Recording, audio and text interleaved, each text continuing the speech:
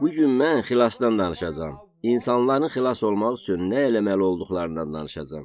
Əgər insanlar sizdən xilas olmaq üçün nə eləməliyəm deyə soruşsalar, nə cavab verərdiniz? Bir çoxları bu suala bugün belə cavab verərdi.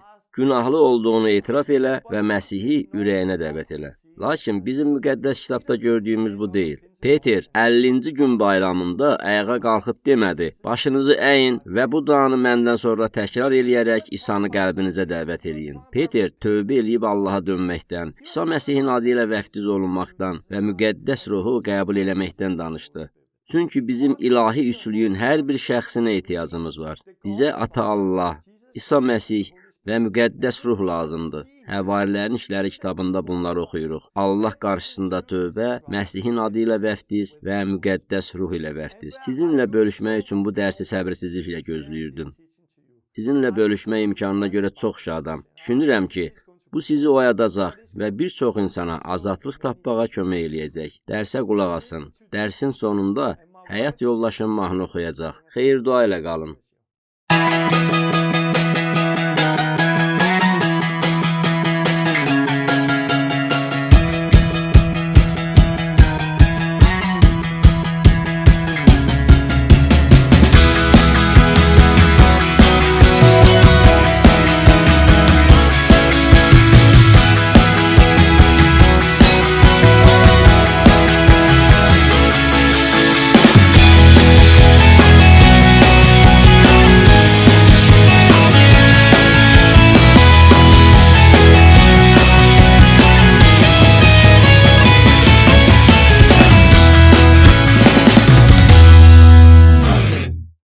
Dərsə xoş gəldiniz. Bu dərsi səbirsizliklə gözləyirdim. Bu 7-ci dərsdir. Əminəm ki, bu dərs həyatınızı dəyişəcək. Bir çox insanın həyatı dəyişəcək. İmanlılar cəmiyyəti dəyişəcək. Çünki bugün mən təməldən danışacağam, xilasdan danışacağam. Bu, həqiqətən vacibdir. Bugün danışacağım çox şey var. Mən indi başlayıram və həyat yoldaşım dərsin sonunda mahnı oxuyacaq. Son 2 dərs şəfa və kickstart haqqındaydı. Dünyanın bir çox yerlərində insanlar kickstart oldular. Bununla bağlı bəzi şəhadətləri daha sonra paylaşacağam. Əsas mövzumuzdan başlayacağam. Kanadadan kiçik bir şəhadət bölüşmək istəyirəm. Həyat yoldaşım və mən yenicə Kanadaya getmişdik. Çox heyrətamiz idi. Allah böyük və heyrətamiz işlər görür. Biz Allahın böyük işlərinə, İsa'nın kilsəni qurmasına heyranıq. Bu müqəddəs kitab məktəbimizə qoşulmaq istəyən çoxlu insanla qarşılaşdıq. Onlarla görüşmək əla idi. Onların bu müqəddəs kitab məktəbi vasitəsilə necə xeyir dua aldıqları barədə şəhadətlərini eşitmək çox gözəldir. İlk öncə Viktoriya şəhərindən başladıq və bir neçə gün orada olduq. Allah çox möcüzələr elədi. Bir çox adam kickstart oldu. Sonra Nanaimoya getdik. Orada heyrətamiz idi. Allah Nanaimoda heyrətamiz işlər gördü. Vancouverdən videoları görən bəzi insanlar da gəldilər. Həmin insanlar oradakı düşərgədə qalırdılar. Müjdəni bölüşmək üçün düşərgədə işləyirdilər. Onlar videoya baxmışdılar. Amma əvvəllər heç vaxt xəstələrə bu cür dua edildiyini görməmişdilər. Onlar düşərgədə bununla bağlı işlər görmək istədilər. Bir ticarət mərkəzində onlarla gəzərkən Allahın inanılmaz işlər etdiyini gördük. Mən onları bir gənc kişi və bir gənc qadınla tanış elədim. Düşərgədə işləyənlər onlar üçün dua elədilər. Duadan sonra hər ikisi şəfa aldı. Kişinin qəlbi Allaha açıq idi. Mən onu kənara çəkdim və onun üçün dua elədim. O Allahı tanıdı və güclü təcrübə yaşadı. Gözlərini açdı. Əgər onu görsəydiniz, daxilində inanılmaz bir şeyin baş verdiyini görə bilərdiniz. Oğlan ətrafda gəzməyə başladı və mən ondan necəsən deyə soruşdum. Mənə tərəf gələn bir işıq gördüm dedi. Onun gözlərindən Allahı yenicə tanıdığı görünürdü. Mən ona daha çox istəyirsənsə yarım saatdan sonra yanımıza gəl dedim. Yarım saat sonra gəldi və dedi, mən yeniyəm, bilmirəm necə, amma içimdə bir dəyişiklik hiss eləyirəm. İzah edə bilmirəm, amma yeniyəm. Biz onun üçün dua elədik. O, müqəddəs ruhla vəftiz olundu və dillərdə danışmağa başladı. Yenidən təəccüblənərək, Bu hardan gəldi? Axı danışan mən deyiləm, bu necə ola bilər dedi. Çünki bu işdə çox yeni idi. Biz Allahın padşahlığının böyüdüyünü gördük. Sonra çox şey baş verdi. Bizi təqib elədilər. Oradan qovdular. Sonra polis gəldi.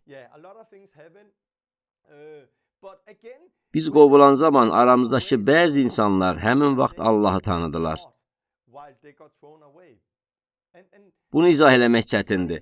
Lakin müqəddəs kitab Peter, Yəhya və başqalarının necə təqib edildiyini və İsa haqqında danışmağın qadağan edildiyini təsvir eləyir. Buna baxmayaraq, onlar çox sevinirdilər. Amma biz bunu oxuyanda fikirləşirik ki, bizə təqib olsa kədərlənərik. Bu təcrübəni yaşamayanlar belə fikirləşəcəklər. Hər şeydən uzaqlaşıb, bunu bir daha etməyəcəyimizi fikirləşə bilərsiniz. Amma bu belə deyil. Çünki təqib olunanda siz İsa'nın sevincini yaşayırsınız. Aramızda daha sonra kilsədə şəhadət eləyən və bu gün həyat aldım, yenidən doğuldum, ticarət mərkəzindən qovuldum deyən bir qadın var idi. Mən bunu videoya çəkdim. O yerdən olan videolara baxmalısınız. Nanaimo'da əsa ilə yeriyən bir qadın var idi. 8 il idi ki, ağrıları və artritləri var idi. Yeriyəndə çətinlik çəkirdi. 2 gündən sonra əməliyyat olunacaqdı. Bir gecə görüş zamanı o cindən xilas oldu və şəfa aldı. Əsasız yeriyə bildi. 2 gün sonra əməliyyatını ləğv elədi. Daha sonra görüşə gələrək şəhadət verdi. Bazar günü biz gedəndən sonra o, ayağa qalxıb kilsənin qarşısında şəhadət verdi. Onun əsasını götürüb səhnənin qabağından asdılar. İndi onun əsası kilsədə asılıb. Əsa İsa'nın bu gündə eyni olduğunun şəhadətidir. O, ayağa qalxıb şəhadət verəndən sonra başqa bir qadın da gəlib şəhadət verdi. Bir gün əvvəl başı gicəllənən və şəfa tapan biri üçün dua elədi. Sonradan məlum oldu ki, bir gün əvvəl şəfa tapan adam əsası olanın anası imiş. Allah onların xəbəri olmadan eyni ailə üzvlərinə şəfa verdi. Xəbərləri yox idi, çünki onlar bir-biri ilə danışmamışdılar. Çoxlu şəhadətlərlə bölüşə bilərəm. Daha sonra Powell çayına getdik. Bu çox gözəl idi. İnsanlar xilas oldular. Suda vəftiz olundular və müqəddəs ruhla vəftiz olundular. Məncə, biz Powell çayında 9 nəfəri vəftiz elədik. İnsanlar cinlərdən azad oldular və Allahı tanıdılar. Bir insanın Allahla tanış olması xüsusilə maraqlı idi. Allah onu inanılmaz bir şəkildə çağırdı. Təxminən 20 yaşında bir qulağı kar olan bir qadın var idi. Bir kişi yanıma gəldi. Torben, onun üçün dua elə dedi. Mən də dedim ki, yox, sən onun üçün dua elə. Çünki o, Allahı yenicə tanımışdı. Anadan gəlmə kar bir qadın üçün dua elədi. Allah onun qulağını açdı və o, həyatında ilk dəfə eşidə bildi. Allah çox gözəl işlər gördü. Yaxşı tərəf isə bu işlərin davamlı olmasıdır. Biz gedəndən sonra da işlərin davam elədiyini görürük. Bir neçə saat əvvəl Powell çayından biri Facebookda belə yazmışdı. Torben, çox şey baş verdi. Powell çayındakı Məsihçi məktəbinin 2-ci və 3-cü sinif şagirdləri ayağı 2 yerindən sınmış bir nəfər üçün dua elədilər. Dua elədikləri adam şəfa aldı. Sonra məktəbdə görüşümüz oldu. Orada məktəblilər də var idi. Belə ki, 2-ci və 3-cü sinif şagirdləri ayağı sınıq sinif yoldaşı üçün dua elədilər və o şəfa aldı. Qida allergiyası olan bir ana üçün dua elədi. Həm ana, həm də uşaqları şəfa aldılar. Həmin ananın uşaqlarının qidaya allergiyası var idi və hamısı şəfa aldılar. Allergiyası olan hər bir uşaq şəfa aldı. Dirsəyində artrit olan bir nəfər üçün dua elədilər və o şəfa aldı. Ağrıları getdi. İllər də eləyə bilmədiyi şəkildə qolunu hərəkət etdirə bildi. Allah xeyirxahdır. Nanaimo'dan başqa biri hərəkatın başladığını və çox şeyin baş verdiyini yazdı. 5-6 video hazırlamışam. Bəziləri yayımlanıb və yaxın günlərdə daha çoxu yayımlanacaq. Kanadadan gələn videolara baxın, çünki onlar heyrətamizdir. Biz gedəndən sonra orada hərəkat genişləndi. Mənim xoşuma gələn isə bunun davam eləməsidir. Paylaşacağım çox şey var. Ona görə də Kanadadan olan şəhadətləri bir kənara qoyuram. Onlara özünüz baxarsınız. Növbəti dəfə Kickstarter ilə bağlı bəzi şəhadətləri paylaşacağam. İndi isə dərsə başlamaq istəyirəm. İsa bizə xəstələrə şəfa verməyi və müjdəni təbliğ eləməyi əmr elədi. Biz şəfa haqqında artıq danışdıq. İndi isə müjdə barədə danışacağıq. Müjdə necə təbliğ olunmalıdır? Müjdə nədir və insanlar xilas olmaq üçün nə eləməlidirlər? Bugün söyləyəcəklərim sizi oyadacaq. Xüsusən də Lüteran, Katolik, Baptist və ya başqa bir kilsədənsinizsə, dediklərim sizə toxunacaq. Bu sizi oyadacaq. Çünki hər bir kilsənin öz dini eynəkləri və öz adət-ənənələri var. Məsələn, şəfa mövzusu. Şəfa haqqında sizə çox söz deyildi. Ancaq kilsədə şəfa ilə bağlı eşitdiyimiz hər şey kəlama uyğun deyil. Müjdə mövzusu da belədir. Xilas olmaq üçün nə eləməliyik? Suala gəlincə, bugün biz ənənələrə əsaslanırıq. Həvarilərin İşləri kitabı, Katolik kilsəsi və reformasiya var. Bugün biz əsasən bu ənənələrə əsaslanırıq. Birbaşa Allahın kəlamına əsaslanmırıq. Bu dərs bunu sizə aydın şəkildə göstərəcək. Həvarilərin İşləri kitabında oyanışı yaşayan həvarilər insanları xilasa fərqli yol ilə gətirirdilər. Bu bizim bugün vəz etdiyimiz xilas yolundan çox fərqlidir. Katolik kilsəsinin dövründə və reformasiya zamanı çox şey dəyişdi. Biz reformasiyanın ideyalarına əsaslanırıq. Bugün baptistlər və metodistlər də bu ideyaların bəzilərinə əsaslanırlar. Lakin biz düzgün təməl üzərində qurmuruq. Həvarilərin İşləri kitabında gördüyümüz tam təmələ əsaslanmırıq. Hesab edirəm ki, iki sahədə böyük problem var. Nəticədə bugün çoxlarında Allaha məhəbbət, güc və itaət yoxdur. Çünki onlar əslində xilas olmayıblar. Onlar şagird kimi yaşamağa çalışırlar, lakin yanlış təməl üzərində qururlar və Allaha qarşı alovları yoxdur. Onların daxilində acılıq yoxdur.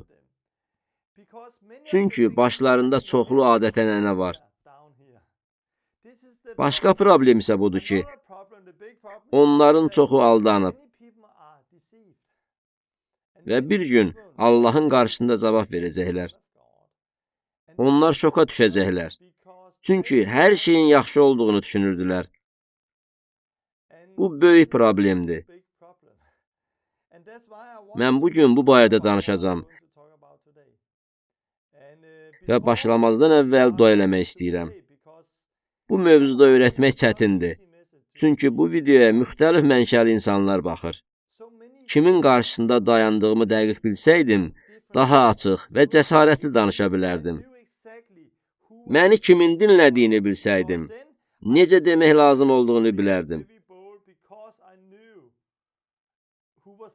Amma indi mən kamera qarşısındayam.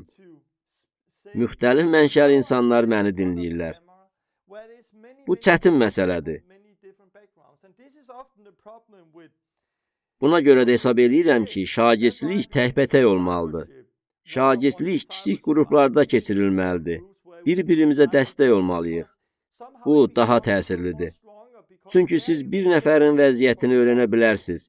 Ona kəlamda yazılanları göstərə bilərsiniz. Onun həyatının dəyişdiyini görə bilərsiniz. Bir insanla danışanda ona fərqli sözlər deyərdim. Digər insanla danışanda isə tamam fərqli sözlər deyərdim. Hər birini kəlamda deyilənlərə gətirərdim, ancaq fərqli yollarla. Video vasitəsilə dərs fərdi yanaşmanı çətinləşdirir. Mən dua eləyirəm ki, Allah bu mövzunu paylaşmaqda mənə kömək eləsin. Siz də bu dərs vasitəsilə müqəddəs ruhun toxunuşunu hiss eləyəsiniz. Ey Allah, elədiyin hər şeyə görə minnətdarıq. Kickstart olunan və xəstələrə şəfa verməyə başlayan çoxsaylı insanlara görə sənə təşəkkür eləyirik. Mən də dua eləyirəm ki, müjdəni paylaşma işini düzgün təməl üzərində quraq. Aldanmayaq. Allah, müqəddəs ruhunla gəl və bu gün bölüşməyimi istədiyini paylaşmağa kömək elə. Ya Rəbb, mənə bu mövzunu dəqiq çatdırmağa kömək elə. Bu videoya baxan hər bir kəsə özün toxun. Onların gözlərini aç, onların qulaqlarını aç, ürəklərini aç. Ey Allah, gəl və onlara toxun. İsa'nın adı ilə səndən istəyirəm. Amin. Çoxlarınızın düşündüyündən biraz fərqli başlayacaq. Matta 7 ilə başlayırıq. Matta 7-dən oxuyacağım hissə kilsədə yanlış istifadə olunur.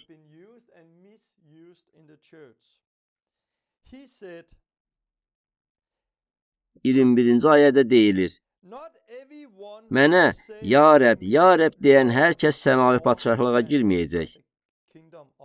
Lakin göylərdə olan atamın iradəsini yerinə yetirən oraya girəcək. O gün bir çoxları mənə deyəcək: Ya Rəbb, biz sənin adınla peyğəmbərlik etmirdikmi? Sənin adınla cinləri qovmurduqmu? Sənin adınla bir çox möcüzələr yaratmırdıqmı? Onda mən onlara bəyan edəcəyəm: Ey qanunsuzluq eləyənlər, mən sizi heç vaxt tanımamışam. Məndən uzaq olun. Sonuncu dərsdə mən Kickstart haqqında danışdım. Gəl küçəyə çıxaq və xəstələrə şəfa verək. Bu sadədir, çox asandır. Biz bunu eləyə bilərik. Amma tövbə, müqəddəslik və Allahı tanımaq məsələlərində düzgün təməl qoymağımız çox vacibdir. Bu ayədə oxuduqlarımıza görə Yehovanın şahidləri və başqaları bu ayədən istifadə edərək cinləri qovmağın və şəfa verməyin bugün artıq mümkün olmadığını iddia edirlər. Onlar İsa'nın mən sizi heç vaxt tanımamışam, məndən uzaq olun dediyi ayəyə istinad edirlər. O bunu xəstələrə şəfa verən və cinləri qovan insanlara deyəcək. Ancaq məsələ onların cinləri qovub xəstələrə şəfa vermələrində deyil. İsa, ey xəstələrə şəfa verənlər və cinləri qovanlar, məndən uzaq olun demir. Məsələ bu deyil. İsa xəstələrə şəfa verən və cinləri qovan bir çox insanlara nəsə deyəcək. Xəstələrə şəfa vermək və cinləri qovmaq erkən kilsənin normal hissəsi idi. Və dövrün sonundakı kilsədə də normal olacaq. Hamı bunu eləyəcək. Hamı xəstələrə şəfa verəcək. Hamı cinləri qovacaq. Bunu eləmək sadədir. Bunu sadə imanla eləmək olar. Problem onların xəstələrə şəfa verməsi və cinləri qovması deyil. Problem odur ki, İsa onlara deyəcək: Mən sizi heç vaxt tanımamışam. Məndən uzaq olun. Bu sözlər İsa'nın onları tanımadığını göstərmir. O Allahdır. Bizim haqqımızda hər şeyi, hətta başımızdakı tüklərin sayını belə bilir. Mən səni heç tanımamışam dedikdə, insanlar ilə yaxın, şəxsi münasibətinin olmadığını nəzərdə tutur. Söhbət onu tanımaqdan, onunla dost olmaqdan, onunla dərin, yaxın münasibətdə yaşamaqdan gedir. Bunu daha sonra ətraflı izah eləyəcəm. Allahı tanımaq yalnız ona inanmaq deyil. Allah bizi onu tanıyaq deyə çağırdı. Yəhya 17:3 ayəsinə baxın. Müqəddəs kitabda deyilir: Əbədi həyat da budur ki, səni yeganə həqiqi Allahı və göndərdiyin İsa Məsihi tanısınlar. Müqəddəs kitab deyir ki,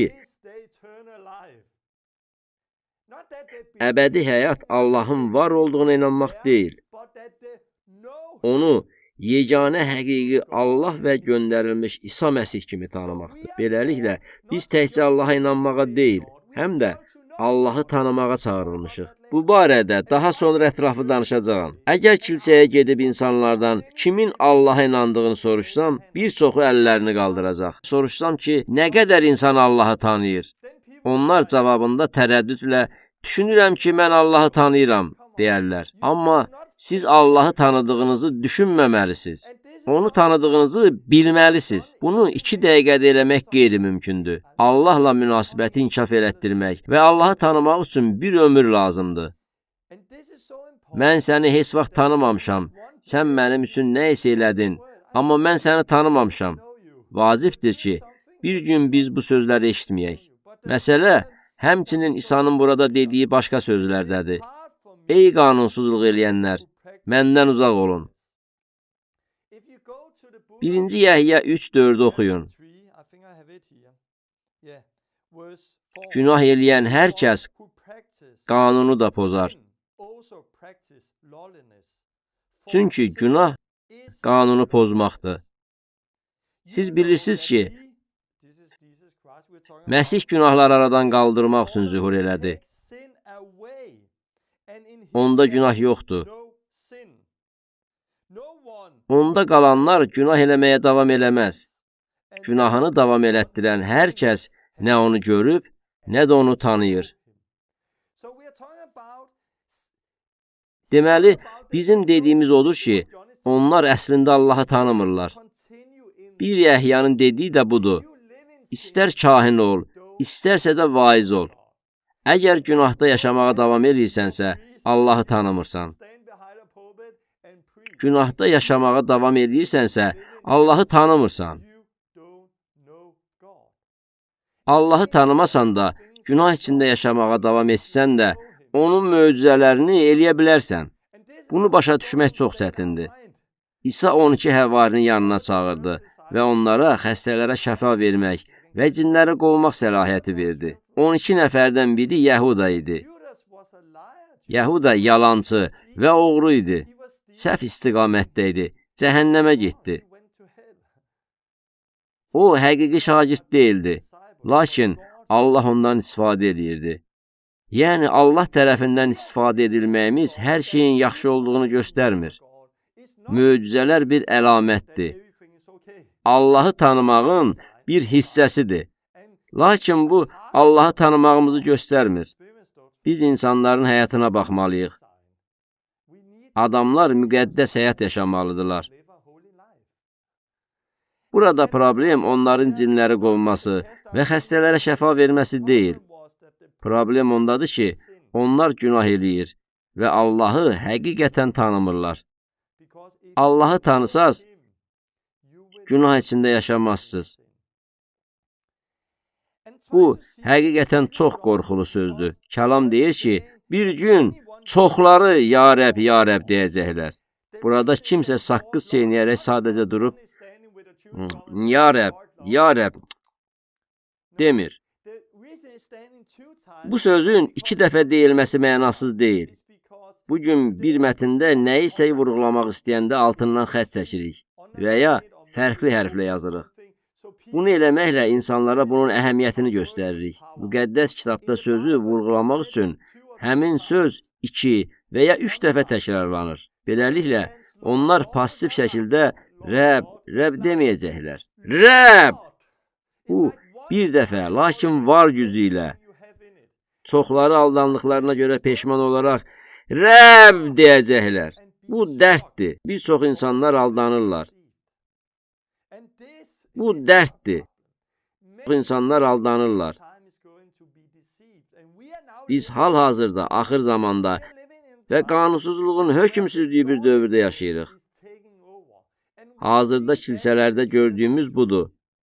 Bəli, siz xəstələrə şəfa verə, çox şey eləyə və eyni zamanda günahda yaşaya bilərsiniz. Ancaq Allahı tanımaq, müqəddəs ruh tərəfindən idarə olunmaq, Allah ilə gündəlik həyatı yaşamaq üçün müqəddəs həyat sürməlisiniz.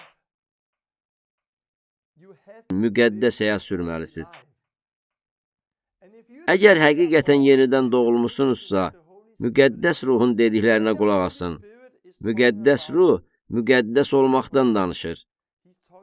O, dəyişib Allahın surətinə bənzər olmaqdan danışır. Bu gün olan hərəkatların çoxu düzgün görünür. Çünki bir hissəsi düzgündür. Onlarda güc var, qüdrətə sahibdirlər. Sanki bir ayaqları var. Lakin onlarda ikinci ayaq olan tövbə, müqəddəslik və Allah qorxusu yoxdur. Hesab edirəm ki, bizim görəcəyimiz sonuncu reformasiya iki ayaq üzərində yeriməyə gətirib çıxaracaq. Onlar həm Allahın gücünə, həm də müqəddəsliyə, Allah qorxusuna, həqiqi tövbəyə sahib olacaqlar. Mən də bunun tərəfdarıyam. Videolarıma çoxlu insanlar baxıblar. Bu müqəddəs kitab məktəbimizdə şəfa haqqında danışırdıq. Bəzi insanlar sual verirlər.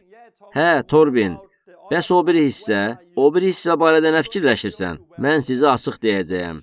Nəyə inandığımı sizə bildirəcəyəm. Bunu mənə Allah dedi və bu sonuncu reformasiyanın bir hissəsi olacaq. Bu 20 videodan hələ ki 7-cisidir. Paylaşmaq istədiyim çox şey var. Biz addım-addım davam eləməliyik. Bu barədə danışmazdan əvvəl düşündüm ki, şəfadan başlayım. Çünki insanlar çox vaxt xəstələrə şəfa verməyə başlamazdan əvvəl hər şey mükəmməl olmalıdır, deyə düşünürlər. Buna görə də onlar heç vaxt başlamırlar. Siz elə ilk gündən başlaya bilərsiniz. Ancaq bu mərhələdə dayanmayın. Siz öz xilasınız üzərində işləməlisiniz. Müqəddəs kitab bunu öyrədir. İsa çoxları haqqında danışır. Ondan əvvəl isə deyirdi ki, yaxşı ağac pis meyvə, pis ağac yaxşı meyvə verə bilməz. Onları meyvələrindən tanıyacaqsınız. Ağacı meyvəsindən tanıya bilərsiniz. O öyrədirdi ki, təməli qaya üzərində qoymaq lazımdır. Əgər təməli qaya üzərində qoymaq istəyiriksə, təkcə kəlamı eşitməməliyik. Həm də onu icra eləməliyik. Yalnız kəlamı eşidən və əməl etməyən insanlar evini qum üzərində tikən axmaq adama bənzəyirlər. Onların evi yıxılacaq. Ona görə də, əgər biz əbədi olaraq yaşamaq istəyiriksə, həyatımızda Allah qorxusu olmalıdır və Allahın kəlamına əsaslanmalıyıq. Mən müjdədən və xilas yolundan danışacağam. Paul, İsa Məsihin müjdəsindən utanmır. Çünki müjdə iman eləyən hər kəsin xilası üçün Allahın qüdrətidir. Müjdə insanların həyatını xilas eləyə biləcək fövqəltəbii və heyrətamiz bir qüdrətdir. Müjdə şəfa və qurtuluşdur. Müjdə şəfa və qurtuluşdur. Bu möhtəşəmdir.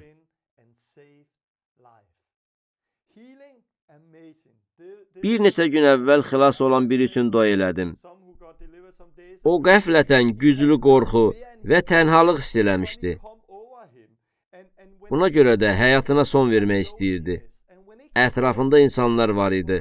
Amma tənhalıq hissi onu bürüyəndə ətrafda heç kimi görə bilmirdi.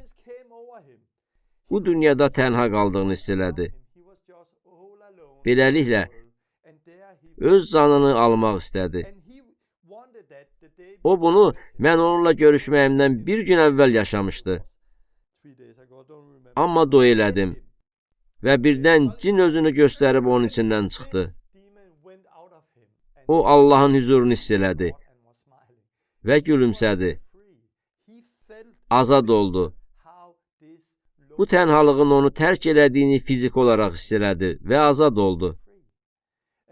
O gülümsüyürdü və mən bunu gördüm. Hər kəs cinin onun içindən necə çıxdığını gördü. Bu güclü bir şeydir. Müjdə gücdür. Lakin ən güclü şey tam qurtuluşdur. Mənə qarşı olan insanları görmüşəm. Lakin Allah onlara toxunandan sonra onlar tövbə eləyirdilər. Onlar birdən mənim qardaşım, bacım, ailəm olurdular. Biz birlikdə dayanıb Allaha xidmət eləyə bilərik. Əbədi həyata aparan dəyişikliyi görmək möhtəşəmdir. Ancaq bir çox insanlar müjdəni xilas edici qüvvə kimi görmürlər. Bəs niyə? Bugün kilsədə çoxları mübarizə aparırlar. İnsanlar günah içində yaşayırlar. Onların problemləri var və Allaha itaat eləmək istəmirlər. Onları həmişə axtarmaq, onlara zəng eləmək, kilsəyə gəl deyə çağırmaq lazımdır. Lakin bu belə olmamalıdır. Əgər siz daim bunu edirsinizsə, problem sizin düşündüyünüz səbəb deyil. Problem odur ki, onlar əslində xilas olmayıblar. Onlar saxta təməl üzərində qururlar. Əgər onlar həqiqətən xilas olsaydılar, onların ardınca getməyə ehtiyac olmazdı. İsa insanların ardınca gedirdimi? O, ilk şagirdlərin ardınca gedirdimi? İsa deyirdi ki, gəlin, yaxşı da gəlin, uzun görüşlər olmayacaq. Gəlin, bugün oturub başqa şeylər barədə söhbət eləyək və ya əylənək. Xeyr, demirdi. İsa oradaydı. İsa şagirdlərin ardınca deyil, onlar İsa'nın ardınca getməli idilər. Dünyada böyük müjdəçilik tədbirləri təşkil olunur. Müjdəçilik görüşləri keçirilir və milyonlarla insan İsa'nı qəbul edirlər. Bəs daha sonra bu insanlardan nə qədər güclü şagirdlər olur? Çox az adam, çox az faiz. İsa'nı böyük müjdəçilik tədbirlərində qəbul edən insanların təxminən 95%-dən 98%-ə qədəri heç vaxt kilsədə qalmır və ya Məsihin ardınca getmir. Bugün bütün dünyada, xüsusən də Amerikada bir çox insanlar həyatlarında dəfələrlə İsa'nı qəbul ediblər. Bəli, mən xilas oldum və İsa'nı ürəyimə dəvət elədim. Lakin onların imanının bəhrəsini görmürsünüz. Siz ağacı meyvəsindən tanıyırsınız. Niyə onların həyatında bəhrə görmürsünüz? Çünki onlar həqiqətən xilas olmayıblar. Əgər onlar həqiqətən xilas olsaydılar, müjdə onların həyatlarını dəyişərdi. Çünki müjdə buna qadirdir. Bizə nə lazımdır? Bir çox insan əllərini qaldırıb İsa'nı Rəbb və xilaskar kimi qəbul eləsinlər. Həyatlarında isə bar yoxdur. Bu insanlar aldanıb yalan içində yaşayacaqlar. Bir gün isə bu sözləri eşidəcəklər. Mən sizi heç vaxt tanımamışam, ey günah eləyənlər. Yoxsa düzgün təməl üzərində quran və Məsihə sadiq qalan güclü məsihçilər istəyirik. İstədiyimiz budur. Ona görə də müjdəni düzgün başa düşməliyik. İsa'nı qəbul eləmək haqqında danışarkən qeyd eləmək lazımdır ki, İsa bunu demirdi. İlk məsihçilər belə demirdilər. Reformasiya dövründə Baptist və Metodist dirçəlişləri zamanı belə şey yox idi. Bu, yalnız son 100 və ya 200 il əvvəl yaranıb. Son 100 ildə isə kilsədə bir həqiqət kimi qəbul edilmişdi. Məsihi qəbul eləmək duası yazıb internetdə axtarış aparsaz, görərsiniz ki, bu geniş şəkildə qəbul edilən bir anlayışa çevrilib. Buna görə də bu duanın müqəddəs kitabda olduğuna inanırıq. Amma bu duaya müqəddəs kitabda rast gəlinmir. İlk məsihçilər xilas olmaq istəyəndə dua eləmirdilər və İsa'nı ürəklərinə dəvət eləmirdilər. Çox fərqli bir şey eləyirdilər. Məsihi qəbul eləmək duası vəz olunan müjdəni xilas eləmək gücündən məhrum eləyir. Bu dua səbəbindən bir çox kilsə insanları şagird eləməkdə çətinlik çəkir. Çünki insanlar xilas olmayıblar. İnsanların çoxu aldanıb. Bilirəm ki, dediklərim sizi oyadacaq. Mən digərləri kimi evangelist deyiləm. Facebookda yazmıram, 10 nəfər xilas oldu, 100 nəfər xilas oldu. Çünki rəqəmin mənim üçün əhəmiyyəti yoxdur. Mən güclü şagirdlər görmək istəyirəm.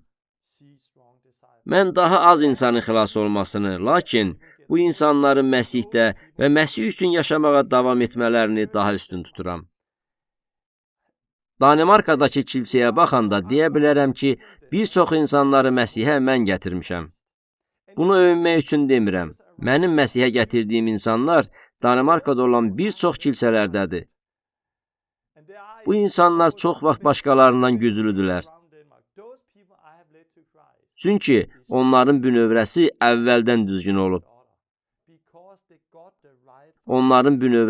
əvvəldən düzgün olub. Buna görə də onlar bugün imanda davam eləyirlər. Mən demirəm ki, insanlar imandan dönmürlər. Müqəddəs kitab bunun baş verəcəyini deyir. Amma mən müjdəni müqəddəs kitabda yazıldığı kimi vəz elədiyimə görə nəticədə daha güclü məsihçilər olur. Digər müjdəçilər öz hesabatlarında çoxlu sayda xilas olmuş adamlar barədə məlumat verirlər. Lakin siz bu insanları heç bir yerdə görə bilmirsiniz. Bizə nə lazımdır? Böyük rəqəmlər, yoxsa Allaha itaat edən güclü məsihçilər? Hesab edirəm ki, siz bunu istəyirsiniz. Yenə deyirəm, özümüzü aldatmaq istəmirik.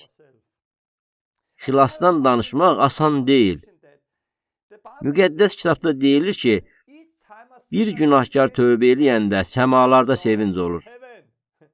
Yer üzündə də belə olmalıdır. Hər dəfə kimsə xilas olanda sevinmək istəyirəm. Ancaq məsihçi qəzeti oxuyanda və ya veb saytları ziyarət eləyəndə, kiminsə müjdəçiliyi nəticəsində yazdığı "Onlar da xilas oldu, bunlar da xilas oldu" sözlərini oxuyanda sevinməyim gəlmir. İstəməsəm də özümə sual verirəm. Bu insanlar həqiqətən xilas olublarmı? Doğrudanmı onlar tövbə eləyiblər, yoxsa sadəcə dua eləyib Məsihi qəbul eləyiblər? Onlar sonra Məsihdə davam eləyirlər, yoxsa bu sadəcə bir anlıq idi? Bu narahatlıqlar bu adətin geniş yayılmasından qaynaqlanır. Çox adamın İsa'nı ürəklərinə dəvət elədiyini eşidirəm. Bəli, bəziləri həqiqətən xilas oldular, bəli, amma çoxlarını bir daha görmürsünüz.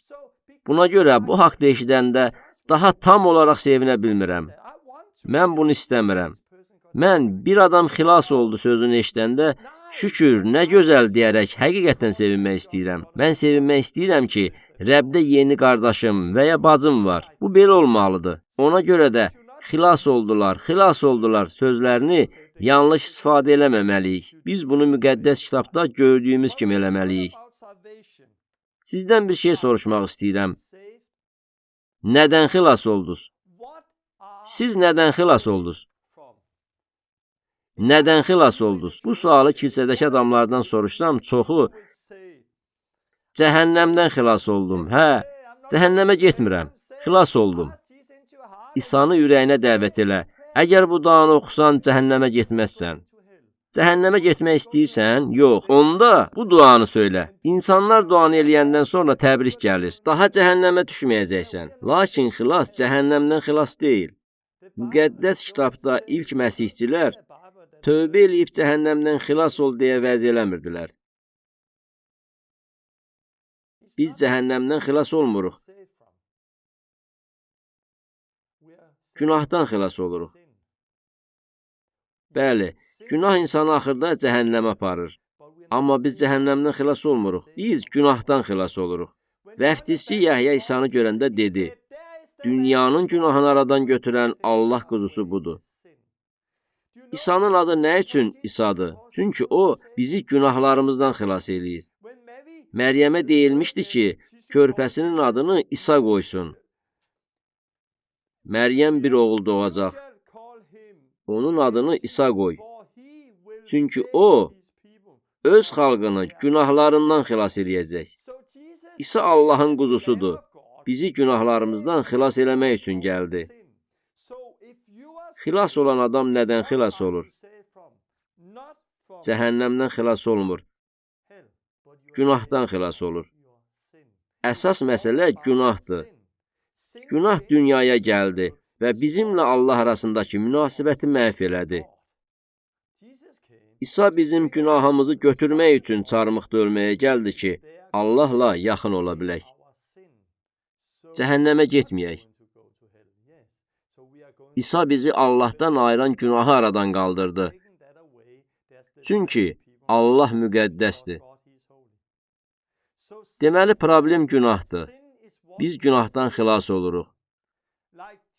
Bu, İsa'nın itmiş qoyun haqqında dediyi kimidir. Luka 15-də İsa 99 qoyun və itmiş bir qoyun haqqında məsəl danışır. Deyilir ki, göydə tövbə eləyən bircə günahkara görə tövbəyə ehtiyac olmayan 99 salih insan üçün olduğundan daha çox sevinc olacaq. Əsas məsələ günahkarların günahlarından tövbə eləməsidir, bağışlanmasıdır. Mən xilas oldum deyirsən və hələ də günah içində yaşayırsan. Bu mümkündürmü? Günah içində yaşamağa davam eləmək və eyni zamanda xilas olmaq mümkündürmü? Xeyr, mümkün deyil. Xilası cəhənnəmdən xilas kimi başa düşəndə deyə bilərsiniz ki, cəhənnəmdən xilas olmuşam. Buna görə də günahda yaşamağa davam eləyə bilərəm. Xeyr, problem cəhənnəm deyil. Problem günahdır. Beləliklə, əgər günah içində yaşamağa davam etsəz, xilas olmayacaqsınız. Danimarkada və başqa yerlərdə çoxlarından bu sözü eşitmişəm. İsa sadəcə olaraq bizimlə Allah arasında dayanmaq üçün gəlib. İsa bizimlə Allah arasında dayanır ki, Allah bizim günahlarımızı görməsin. Xeyr, Allah bizim günahlarımızı görür. Siz Matta 7-də oxuyursunuz. Ey qanunsuzluq eləyənlər, mən sizi heç vaxt tanımamışam. Məndən uzaq olun. İsa onların günahını görürdü. Əgər sən və mən, əgər biz günah içində yaşamağa davam ediriksə, İsa bizim də günahlarımızı görür. Məsihçi günah içində yaşamağa davam eləmir. İsa çarmıqda öldüyünə görə günahı aradan qaldırmaq üçün lazım olan hər şey elədi. Əgər həqiqətən Allahı tanımaq istəyirsinizsə, düzgün təməl üzərində qurmalısınız. Əgər kimsə sizə bu sualı versə, xilas olmaq üçün nə eləməliyəm? Nə cavab verərsiniz? Deyəcəksiniz, dua elə və İsa'nı ürəyinə dəvət et. Mən insanlarla dua eləmişəm. Mən dua eləmişəm, onlar tövbə eləyiblər. Məndən sonra duanı təkrar eləyiblər. Dua ilə bağlı heç bir problemim yoxdur. İnsanlar üçün dua eləmək yaxşıdır. Problem bütöv müjdəni vəz eləməməkdir. Problem insanlara, sən xilas oldun, cənnətə gedəcəksən deməyinizdir. Bu duanı insanların vəziyyətini hiss eləmək üçün eləyirəm. Onlar Allaha açıqdırlarmı? Əgər onlar açıq olsalar, müqəddəs ruh gələcək. Amma duaya görə yox. Dua sadəcə insanlarla birlikdə olmaq üçündür. Onlarla birlikdə dua eləyirəm. Dua insanları xilas eləyən sehir deyil. Əsas məsələ ürəkdir. Əsas məsələ müjdəni düzgün başa düşməkdir. Müjdəni necə bölüşürsünüz? Müqəddəs kitabda Peterin müjdəni necə bölüşdüyünə nəzər salmaq istəyirəm. Həvarilərin İşləri kitabının əvvəlində müqəddəs ruh insanların üzərinə töküldükdən dərhal sonra Peter müjdəni təbliğ elədi. Lakin siz onun təbliğ elədiyi hər şeyi görmürsünüz. Çünki Həvarilərin İşləri kitabı sistematik ilahiyyat kitabı deyil. Həvarilərin İşləri kitabı elə yazılmışdı ki, siz ondan bir ilahiyyat qura bilməzsiniz. Lakin onların nə elədiyinə baxa bilərsiniz. Sonra geri dönüb İsa'nın sözlərini oxuyaraq bunları bir-biri ilə müqayisə edə bilərsiniz. Bunun əsasında ilahiyyat qura bilərsiniz. Ancaq təkcə Həvarilərin İşləri kitabından ilahiyyat qurmaq kifayət deyil. Çünki burada hər şey yazılmayıb. Məsələn, çox şeyi görsək də biz Peterin təbliğ elədiyi hər şeyi görmürük. Bununla belə, onun təbliğinin güclü təsir göstərdiyini görürük. Peterin sözləri ona qulaq asanların ürəyinə ox kimi sancıldı. Onlar, nə edək? Başqa sözlə, xilas olmaq üçün nə eləməliyik? Bizə söylə, deyə soruşdular. Peter, 50-ci gün bayramında digər şagirdlərlə birlikdə ayağa qalxıb belə demədi. Başınızı əyin. Əgər İsa'nı qəbul eləmək istəyirsinizsə, əlinizi qaldırın. Mən orada bir əl görürəm. Orada isə başqa bir əl görürəm. Təşəkkürlər. İndi bu duanı ürəyinizdə səssizcə eləyin. Sonra Peter İsa'nı qəbul eləmək duasını söylədi. Hə, indi xilas oldunuz. Yox. Bugün bir çox insan bunu eləyir. Ancaq ilk şagirdlər və Peter bunu eləmirdilər. Peter başqa cür eləyirdi. İlk şagirdlər başqa cür eləyirdilər. İsa başqa cür eləyirdi. Buna görə də nəticə başqa idi. Bugün çoxlarının gördükləri nəticələrdən fərqli idi. Onlar müjdənin xilas eləmə gücünü gördülər. Peter nə elədi? Peter belə dedi: Tövbə eləyin. Hamınız İsa Məsihin adı ilə vəftiz olun. Onda günahlarınız bağışlanacaq və bəxşiş olaraq müqəddəs ruh alacaqsınız. Çünki bu vəd siz, övladlarınız, uzaqdakıların hamısı, Allahımız Rəbbin çağırdığı hər kəs üçündür. Həvarilərin işləri 2:38-39. Peter belə dedi: Tövbə eləyin, hamı tövbə eləsin. İkincisi, günahlarınızın bağışlanması üçün vəftiz olun. Günahlarınızın bağışlanması üçün vəftiz olun. Üçüncüsü isə müqəddəs ruhu qəbul eləyin dedi. Bu vəd siz, övladlarınız, uzaqdakıların hamısı, Allahımız Rəbbin çağırdığı hər kəs üçündür. Bu vəd həm də bugün bizim üçündür. Biz tövbə eləyəndə, günahlarımızın bağışlanması üçün vəftiz olunanda, müqəddəs ruhu alacağıq. Allahın ruhu isə xilasımızın möhürüdür. Bu üç şey Peterin dediyi və ilk şagirdlərin elədiyi şeydir. Beləliklə, gəlin hissəyə baxaq. İlahiyyətdən danışanda biz həmişə Məsihə baxırıq. Peter müjdəni İsa'nın tapşırdığı kimi təbliğ etdimi?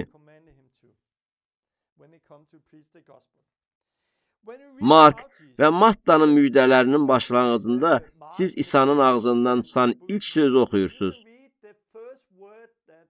Tövbə eləyin, çünki səmavi padşahlıq yaxınlaşıb. Matta 4:17. İsa'nın ağzından çıxan ilk söz tövbə idi. İsa'nın ağzından çıxan ilk söz tövbə idi. Peterin ağzından çıxan ilk söz də tövbə idi. Müqəddəs kitab deyir ki, biz dünyaya tövbəni təbliğ eləməliyik. Günahdan tövbə eləyin. Günahdan dönün. Allaha tərəf dönün. Günahdan tövbə eləyin. Allaha tərəf dönün. İsa, Peter və ilk şagirdlər bunu təbliğ edirdilər. Sual yaranır. Bəs İsa Məsihin adı ilə suda vəftiz haqqında nə demək olar? İsa bunu eləyirdi mi? Xeyr, İsa bunu eləmirdi. İsa bu barədə təbliğ eləyirdi. Başa düşməlisiniz ki, İsa'nın yer üzündə yaşadığı dövr hələ də əhd-i ətiq, yəni çarmıqdan əvvəlki dövrə aid idi. Suda vəftiz Məsihin dəfni və dirilməsi ilə əlaqədardır. İsa çarmıqda öldü, dəfn edildi və yenidən dirildi. İsa Məsihlə birləşmək üçün edilən suda vəftiz bunların təsviridir. Biz bugün vəftiz olunanda İsa'nın ölümünə vəftiz olunuruq ki, onunla birlikdə dirilib yeni həyat yaşayaq. Müjdələrin təsvir elədiyi dövrdə heç kim İsa Məsih ilə birləşmək üçün vəftiz olunmurdu. Çünki o vaxt o məqsədlə suda vəftiz yox idi. O dövrdə heç kim müqəddəs ruhu qəbul eləməmişdi. Çünki müqəddəs ruh hələ gəlməmişdi. Müqəddəs ruh ilk dəfə 50-ci gün bayramında İsa'nın dirilməsindən sonra gəldi. Bir çox insanlar aldanaraq bu həqiqəti bugün başa düşmürlər. Mən adamlara deyəndə ki, suda vəftiz və müqəddəs ruhu qəbul eləmək vacibdir, çoxları deyirlər ki, yox. Bəs çarmıqdakı quldur? Axı o vəftiz olunmamışdı. Mən deyirəm, bəli, o vəftiz olunmamışdı. Çünki o vaxt hələ suda vəftiz yox idi. Müjdələrdə adı çəkilən insanların heç biri Məsihin adı ilə suda vəftiz olunmamışdı. Suda vəftiz tövbə eləyəndən sonra yaşayacağımız həyat üçündür. Suda vəftiz günahdan azadlıq verir ki, biz müqəddəs həyatı yaşaya bilək. Beləliklə, bir gün Allahın qarşısında dayananda bu sözləri eşitməyək. Ey qanunsuzluq eləyənlər, mən sizi heç vaxt tanımamışam. Məndən uzaq olun. Çarmıqdakı quldur qısa müddət sonra öləcəkdir. Ona müqəddəs həyatı yaşaması üçün Hər şey eləməyə ehtiyac yox idi. Elə oradaca onun günahları bağışlandı və o son nəfəsini verdi. Sonra Allahın səmavi padşahlığına getdi. Amma siz o dövrdə yaşamırsınız və çarmıxa mıxlanmamısınız. Buna görə də özünüzü çarmıqdakı quldur ilə eyni yerə qoya bilməzsiniz. Bugün bir çoxları Allaha sadiq deyil və yalan içində yaşayırlar. Onlar səhv təməl üzərində qururlar. Biz əhdi ətik təməlində deyil, əhdi cədid təməlində qurmalıyıq. İsa son sözlərində su vəftizindən danışır. Gedin, bütün millətləri mənim şagirdim eləyin, onları vəftiz eləyin. İsa bizə getməyi, şagirdlər hazırlamağı, onları vəftiz eləməyə əmr elədi. 50-ci gün bayramında Peter nə dedi? İsa'nın əmr elədiyi kimi tövbə eləyin dedi. Peter, İsa'nın əmr elədiyi kimi vəftiz olun dedi. Bəs müqəddəs ruh? İsa şagirdlərinə demişdi, budur, mən öz atamın vəd elədiyini sizə göndərəcəyəm. Sizsə ucalardan gələn qüvvəyə bürünənədək bu şəhərdə qalın. Luka 24:49. Yəhya 16-da İsa müqəddəs ruhdan danışır. Bir gün mənim adımla dua edəcəyiniz vaxt gələcək. İndi mənim adımla dua eləmirsiniz, amma bir gün eləyəcəksiniz. İsa dedi, mən geçsəm sizin üçün daha yaxşıdır. Çünki o zaman sizə müqəddəs ruhu göndərə bilərəm. İsa gələcək zamandan danışır və biz indi onun danışdığı həmin o dövrdə yaşayırıq. Biz indi İsa'nın adı ilə dua eləyirik. Şagirdlər o vaxt bizim kimi İsa'nın adı ilə dua eləmirdilər. Biz çarmıqdan sonraki dövrdə yaşayırıq. İsa tövbə eləyin dedi. Suda vəftizdən danışdı. O müqəddəs ruhdan danışdı. Müqəddəs ruh təkcə şagirdlər üçün deyil, uzaqda olanların hamısı, hətta uşaqlarımızın uşaqları üçündür.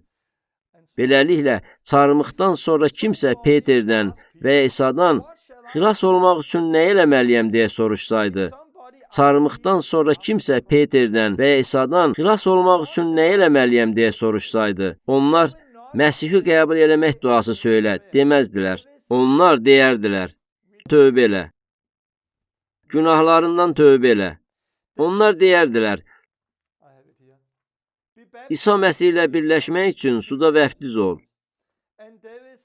Deyərdilər, müqəddəs ruhu qəbul elə. Niyə tövbə? Niyə suda vəftiz? Niyə müqəddəs ruhu qəbul eləmək? Çünki biz Ata Allaha, Allahın oğlu İsa'ya və müqəddəs ruha inanırıq. Bir çox insanlar isə bunlardan yalnız birinə və ya ikisinə inanmaqla şagird kimi yaşamağa çalışırlar. Bugün Allaha inanan və İsa Məsihi qəbul edən insanlar var. Lakin müqəddəs ruh onların həyatlarının bir hissəsi deyil. Buna görə də onlarda Allahın bütövlüyü yoxdur. Onlar aldanıblar. Onlar aldanıblar. Biz Allahın üçlüyünü görürük. Allah qarşısında tövbə, İsa Məsih ilə birləşmək üçün vəftiz və müqəddəs ruhu qəbul eləmək. Həm Ata, həm İsa Məsih, həm də müqəddəs ruh iştirak eləyir. Allahın üçlüyü. Biz Allaha inanmaqdan, Allahı tanımaqdan danışanda Allahın üçlüyündən danışırıq. İsa Məsihi göndərən Allah bizə müqəddəs ruh vasitəsilə özünü göstərir. Biz Allah qarşısında tövbə eləyirik. İsa Məsihlə vəftizdə birləşirik və müqəddəs ruhu qəbul eləyirik. İsa və Peter bunu vəz eləyirdilər. Həvarilərin İşləri kitabında ilk imanlılar cəmiyyəti bunu təbliğ eləyirdi. Ancaq o vaxtdan bəri çox şey dəyişdi. Katolik kilsəsi yarandı. Sonra isə reformasiya gəldi və dedi, köhnə ənənə ilə deyil, imanla. İmanla. Lakin onlar imanın nə olduğunu tam başa düşmədilər. Bu gün biz reformasiyanın düzgün əsasları üzərində qurmuruq. Çünki Martin Luther'in görmədiyi məqamlar var idi. O, vəftizin mahiyyətini başa düşmürdü. O, bizim kimi müqəddəs ruhla yaşamırdı. Bu təməl üzərində qursaq, aldanacağıq və səhv eləyəcəyik. Demirəm ki, burada xilas olub Allahla yaşayan insanlar olmayıb. İsa bizə həqiqəti açanda biz onu icra eləməliyik. İsa Yəhya 15:22-də deyir: Əgər gəlib onlara söyləməsəydim, günahları olmazdı. Amma indi günahları üçün bəhanələri yoxdur. Yəhya 9:41-də deyilir: Əgər kör olsaydınız, günahınız olmazdı. Amma indi görürük dediyiniz üçün günahınız üstünüzdə qalır. Nə qədər çox bilsəz, sizdən bir o qədər çox şey tələb olunacaq. Mən hesab edirəm ki, çox biliyi olmayan, lakin imanla Allahın açıqladığı hər şeyə sadiq qalan insanlar ola bilər. Onlar Allahın bütövlüyünü tanımasalar da, yenə də imanlı idilər və Allah üçün yaşayırdılar. İndi isə Allah daha çox şey açıqlayır və istəyir ki, onun bütövlüyünü tanıyaq və imanımızı bu təməl üzərində quraq. İnsanlar aldana bilərlər. Biz fikirləşirik, hər şey yaxşıdır. Lakin bir gün adamlar Allahın qarşısında dayanacaqlar və bir çoxları təəccüblənəcək. İsa onların həyatlarının sonu haqqında danışanda deyir: Mən sizi heç vaxt tanımamışam.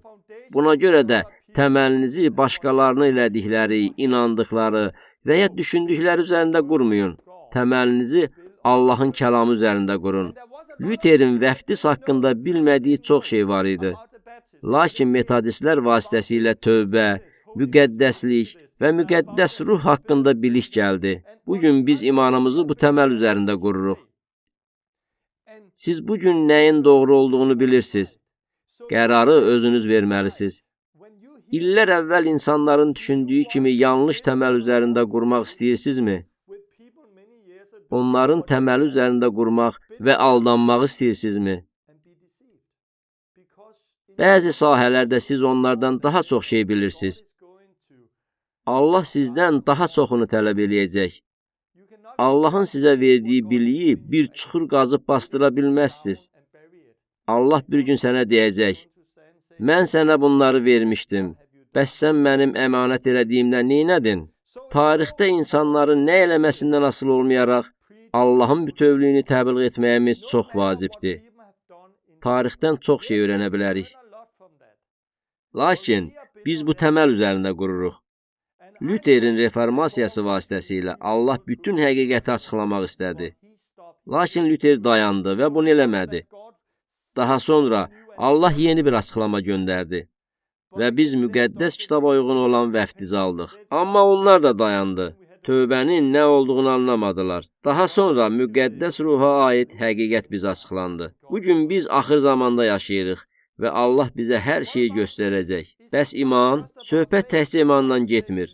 Müqəddəs kitabda deyilir: İman eləyin və xilas olacaqsınız. Bəli, əsas imandır.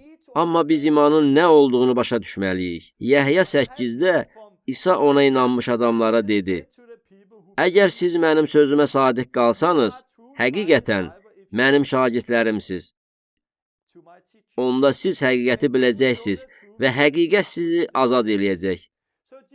İsa dedi: Əgər siz mənim sözümə sadiq qalsanız, həqiqətən mənim şagirdlərimsiz. Amma orada yazılan bu sözlərə də fikir verin. İsa ona inanmış adamlara dedi: Mənim sualım budur. Ona inanmaq nə deməkdir? Onlar İsa'nın bir vaxtlar yaşamış həqiqi insan olduğuna inanırdılar. İsa'nın dediyi bu deyildi. Çünki İsa sağ ikən neçə nəfər onun həqiqi insan olduğuna inanırdı? Hər kəs. Çünki onu görə bilirdilər və hamı ona toxuna bilərdi. İsa Məsihdən 2000 il sonraki dövrdə yaşayırıq. Ona inanmağın bütün mənası dəyişib. Bugün İsa'ya inanmaq, onun sözlərinə inanmaq deyil, tapşırıqlarını icra eləmək deyil, sadəcə tarixi şəxsiyyətin bir zamanlar yaşadığına inanmaqdır. Mən bir çox məsihçilərin yanına gedib, İsa'ya inanırsanmı deyə soruşsam, bəli, mən İsa'ya inanıram deyə cavab verəcəklər. Sual verirəm, izah eləyin, siz İsa'ya necə inanırsınız deyəcəklər. Mən inanıram ki, İsa bir vaxtlar yaşayıb, möcüzələr eləyib və yer üzündə yaşayıb. Yaxşı, bəs günahda yaşayırsınızmı? Bəli. Axı İsa demişdi, tövbə elə. Bəli, mən İsa'ya inanıram. Ancaq hesab edirəm ki, mən bunu eləmirəm, mən tövbə eləmirəm. İsa demişdi, vəftiz olun. Hə, amma biz vəftiz olunmuruq. Ancaq onun bir vaxtlar yaşadığına inanıram. İsa'nın bir vaxtlar yaşadığına inanmaq, müqəddəs kitaba uyğun inanç deyil. Çünki hamı onun o vaxt yaşadığını bilirdi. Adamların İsa'nın yaşadığına inanmaları üçün iman lazım değildi. Çünki onlar İsa'nı görə bilirdilər. Ona toxuna bilirdilər. Onunla danışa bilirdilər. Beləliklə, İsa'ya iman eləmək, onun bir zamanlar yaşamış olduğuna inanmaq deyil. Bu, İsa'nın sözlərinə inanmaq deməkdir. Onlar İsa danışanda onun dediklərinin doğru olduğuna inandılar. Onlar İsa danışanda onun dediklərinin doğru olduğuna inandılar. İsa da onlara dedi, əgər siz mənim sözümə sadiq qalsanız, həqiqətən mənim şagirdlərimsiz. Sizə dediyimi icra eləyin. Tapşırıqlarımı icra eləsəz, əbədi yaşayacaqsınız. Çünki yol, həqiqət və həyat mənəm. Mənim vasitəm olmadan heç kim atanın yanına gələ bilməz. Ona görə də mənim öyrətdiklərimə əməl eləyin. İsa'ya iman eləmək, onun bir vaxtlar yaşadığına iman eləmək deyil, başınızda olan bilik deyil. İsa'ya iman eləmək, onun dediyinə riayət eləməkdir. Deyək ki, mən yolla gedirəm. Sən isə yolun kənarındasan və arxadan gələn böyük yük maşınını görüb qışqırırsan. Ehtiyatlı ol, Torben, yük maşını gəlir. Sənin sözlərinə inanmağım kifayət deyil. Həqiqətən sənə inanıramsa, yoldan çəkilməliyəm. Deyilənə inanmaq hərəkət tələb eləyir. Hərəkət tələb eləyir. Deyilənə inanmaq hərəkət tələb eləyir. Elə deyil ki, yox, inanmıram ki, sən realsan. Sən mövcudsan. Bilirəm ki, sən realsan, bilirəm. Bilirəm ki, varsan, səni görə bilirəm. Sənə inanıram deyəndə, sənin real olduğuna inanmaqdan söhbət getmir. Söhbət sənin sözlərinə inanmaqdan gedir. İnanıramsa, hərəkətə keçəcəyəm. İsa dedi, tövbə eləyin. İsa'ya iman eləyən hər kəs tövbə eləyəcək. İsa dedi, vəftiz olun. İsa'ya iman eləyən hər kəs vəftiz olunacaq. İsa dedi, müqəddəs ruhu qəbul eləyin. İsa'ya iman eləyən hər kəs müqəddəs ruhu qəbul eləyəcək. Əgər bunu eləməsələr, deməli onların qəbul elədiyi İsa həqiqi İsa deyil və ya onlar bütöv həqiqəti bilmirlər. Heç kim bütöv müjdəni onlarla bölüşməyib. Odur ki, İsa'ya iman eləyəndə onun dediklərinə iman eləyin. Müqəddəs kitab hər dəfə əməllərlə deyil, imanla xilas olduğumuzu söyləyəndə, bu bir daş yığınına iman deyil, binaya iman deyil, dinə iman deyil, İsa Məsihə imandır. Bu, xilas eləyən və tab gətirən imandır. Lüterin dediyi kimi, bizi yalnız iman xilas eləyir. Mən hesab edirəm ki, biz yalnız imanla xilas oluruq. İsa Məsihə imanla. İman ona itaət deməkdir. İsa dedi, tövbə eləyin. İman eləyirəmsə, tövbə eləməliyəm. İsa dedi, vəftiz olun. İman eləyirəmsə, vəftiz olunacam. Müqəddəs ruhu qəbul eləyin. İman eləyirəmsə, müqəddəs ruhu qəbul eləyəcəm. Bundan sonra deyə bilərəm ki, mən imanla xilas olmuşam. Bəli, mən tövbə elədim, suda vəftiz olundum, müqəddəs ruhu qəbul elədim. Amma yenə mən də imanla xilas oldum. Əhdi cədid imandan danışarkən, bu tarixi bir şəxsin yalnız bir vaxt yaşamasına inanmaq deyil, itaət eləmək deməkdir. Müqəddəs kitaba görə, İman itayət, imansızlıq isə itayətsizlik deməkdir. Kəlamın dediyi də budur. Yadımdadır, illər öncə mən Danimarkada məktəbdə din dərsini keçəndə müəllimimiz deyirdi ki, Danimarkada bir cür inanıb başqa cür yaşamaq olar. Həmin müəllim yəhudilər haqqında isə belə dedi. Yəhudi ənənəsində bir şeyə inanmaq, həmin şeyi eləmək deməkdir. Yəhudilər bir cür inanıb başqa cür yaşaya bilməzdilər. Çünki o dövrdə inanmaq, icra eləmək mənasını verirdi. Onun yəhudilər haqqında dediyi doğru idi. Lakin bizim bir cür inanıb başqa cür yaşamağımız ilə bağlı dediyində səhv eləyirdi. Əgər insanlar məndən soruşsalar ki, xilas olmaq üçün nə eləməliyəm? Mənim cavabım belədir. İsa'ya iman elə və xilas olacaqsan. Amma biz imanın nə olduğunu izah eləməliyik. İsa'ya inanmağın, İsa'ya itayət eləmək olduğunu izah eləməliyik. İnanıramsa, hərəkətə keçəcəyəm. İlk imanlılar cəmiyyətindəki insanlara belə bir sual versəydiniz, suda vəftiz olunmadan İsa'nın şagirdi ola bilərsənmi? Onlar cavab verərdilər. Xeyr, ola bilməzsən. Çünki ilk imanlılar cəmiyyətində onlar dua eləyib İsa'nı qəbul eləmirdilər. Onlarda tövbə eləyib suda vəftiz olunur. Sonra isə müqəddəs ruhu qəbul edirdilər. Onlarda olan bunlar idi. Bu niyə bu qədər vacibdir? Çünki hər şey günahla bağlıdır. İsa bizi günahdan xilas eləmək üçün gəldi. Tövbə günahlarımızdan üz döndərməkdir. Biz bu zaman yeni ürək və yeni təbiətə sahib oluruq. Beləliklə, əgər həqiqətən tövbə eləsəz, günah içində yaşaya bilməzsiniz. Günahda davam eləyə bilməzsiniz. Növbəti 3 dərsin birində mən tövbə haqqında danışacağam. Bir dərs də suda vəftizdən. Bir dərsdə isə müqəddəs ruhdan danışacağam. Sən həqiqətən tövbə edirsənsə, bu təkcə sənin etdiyin iş deyil. Tövbədə Allah da nəsə edir. O, sizin köhnə ürəyinizi götürür və sizə yeni ürək verir. Beləliklə, siz günah eləməkdə davam edə bilmirsiniz. Yenidən doğulan heç bir kəs günahda davam eləyə bilməz. Mən xilas olanda heç kim mənə demədi ki, bu günahdır və ya o günahdır. Mən məsihçi olmayan bir ailədə böyümüşəm. Köhnə həyatıma qayıtdım və həmişə alışdığım işi görəndə bunun günah olduğunu hiss elədim. Bağışla Allahım, məni bağışla. Daha bunu eləyə bilmirəm. Tövbə eləyirəm. Artıq etdiyimin günah olduğunu bildim. Əvvəllər sərbəst elədiyim işləri daha eləyə bilmirdim. Niyə? Çünki Allah mənə yeni bir təbiət verdi. Bilirəm, bəziləri deyəcəklər. Torben, yox, Allah belə deyil, belə olmur. Amma heç kim mənə fərqli bir şey deyə bilməz. Çünki içimdə yeni bir təbiət var. Bunun günah olduğunu bildim və buna görə də müqəddəs həyat sürməyə başladım.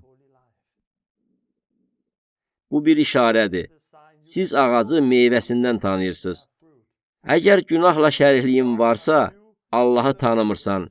Çünki Allah müqəddəsdir və İsa bizi günahdan xilas eləmək üçün gəldi. Beləliklə, tövbə yeni ürək deməkdir.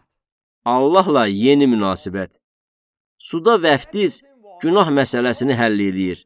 Çünki biz su vəftizində günahdan təmizlənirik, yuyulub təmizlənirik. Hananiya Paula dedi, qalx və vəftiz ol və onun adını çağıraraq günahlarını yu. Vəftiz xilas eləyir. Müqəddəs kitab deyir ki, vəftiz bizi xilas eləyir. Həmçinin yazılıb, tövbə eləyin. Hamınız İsa Məsihin adı ilə vəftiz olun. Onda günahlarınız bağışlanacaq. Vəftiz xilas eləyir. Biz bunu başa düşmürük. Çünki bizdə Yəhudi düşüncəsi yoxdur. O dövrdə fiziki hərəkətlər güclü ruhani təsir göstərirdi. Amma indi bizdə Yunan düşüncəsi var. Fiziki hərəkətlərin sadəcə simvol olduğunu düşünürük. Lakin bu simvol değildi. Bu simvoldan daha böyük bir şeydir. Bu xilas eləyir, həyatı dəyişir. İnsanların vəftiz olunduqda cinlərdən azad olduqlarını görmüşəm. İnsanlar vəftiz olunduqda şəfa tapırlar və günahlarından azad olurlar. Xüsusən də bu, vəftiz olunanda və imanla ediləndə. Vəftiz çox güclüdür. O xilas eləyir. Xilasın günaha adiyyəti var. Çünki vəftiz vasitəsilə biz günahlardan xilas oluruq. Məsihçilərin bir çoxu tövbə eləyib. Amma hələ də günahla mübarizə aparırlar. Onlar günahdan azad deyirlər. Niyə? Çünki onlar İsa Məsihlə birləşmək üçün vəftiz olunmamışdılar və ya vəftiz olublar və vəftizin nə olduğunu bilmirlər. Mən özüm vəftiz olundum və bunun nə haqqında olduğunu bilmirdim. Lakin bir neçə ildən sonra Allah mənə bunu açıqladı. Romalılar 6-cı fəsildə. Vəftiz vasitəsilə biz günahdan azad oluruq. Daha günahın qulu olmuruq. Sonra müqəddəs həyat sürə bilərik. Günah daha sizə hökmranlıq eləməyəcək. Ona görə ki, siz qanun altında deyil, lütf altındasınız. Bütün bu fəsil günahdan azadlıq barədə yazır. Suda vəftizdən başlayır. Mən bunu dərk eləyəndə dərhal azad oldum. Daha mühakimə yoxdur. Mən günahlardan azad oldum. Daha demirdim, vay günah elədim. O an mən azad oldum, günahdan azad oldum.